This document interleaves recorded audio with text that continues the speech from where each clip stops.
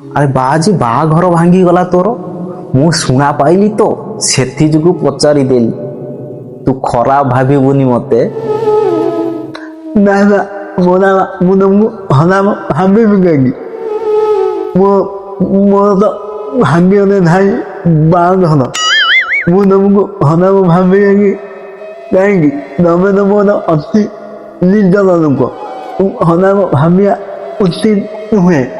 ହଉ ଛାଡ଼େ ସେ କଥା, ତୁ ମତେ ଖାଲି କହନି ତୁ ଏତେ ଝିଅକୁ ଭଲ ପାଉଥିଲୁ, ତୁ ସେଇ ଦିହରୁ ଗୋଟେ ବାହା ହେଲୁନି ବା ଆଜି? ବାସନ ପୋଛିଲି ଦାନରେ ମୋ ବାହାଘର ମୋ ବାରରେ। ଥାଏ ଝିଅକୁ ମୁଁ ଭଲ ପାଉଥିଲି, ଅନ୍ୟ ଥତ ଝିଅ ଧୋକା ନେଇ ଚାଲିଗଲେ। ଆଉ ଗୋଟିଏ ଝିଅ ଥିଲା, ମୁଁ ତାଙ୍କୁ ବହୁତୁ ଭଲ ପାଉଥିଲି। ତାକୁ ମୁଁ ଲିପିଟି ଆଇବ ଟିକିଲି ସବୁ କିଛି ଦଉଥିଲି। ହେଲେ ବାହାଘର ଟାଇମ୍ ହେଲା, ମୋ ବାପା ତାଙ୍କ ଘରକୁ ପ୍ରସ୍ତାବ ନେଇକି ଗଲା। ତାଙ୍କ ଘର ଲୋକ ମୋତେ ମନା କରିଦେଲେ।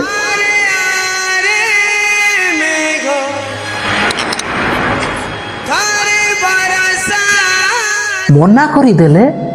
ହେଲେ କାହିଁକି? ଆଖିରେ ମୋର ଅନେକ ସ୍ୱପ୍ନ, ଗୋଟିଏ ସ୍ୱପ୍ନ ପୁରା ହେଇପାରୁନି। ସବୁ ସ୍ୱପ୍ନ ସବୁ ଅଧୁରା ରହିଯାଉଛି। ଅଧୁରା ନୁହେଁ, ତୋ ସ୍ୱପ୍ନ ଟିକେ ଦୋଷ ରହୁଛି ବା ଆଜି। ପଇସା ଥିଲେ କଣ ହବ? ମୁଁ ଅନେକ କମଉଛି। ନାତିଏ ଗଲେ ମୁଁ ହାତିଏ ଆଣୁନି। ହେଲେ ମୁଁ ଘନାଟା। ଘନା ହବା କଣ ପାପ?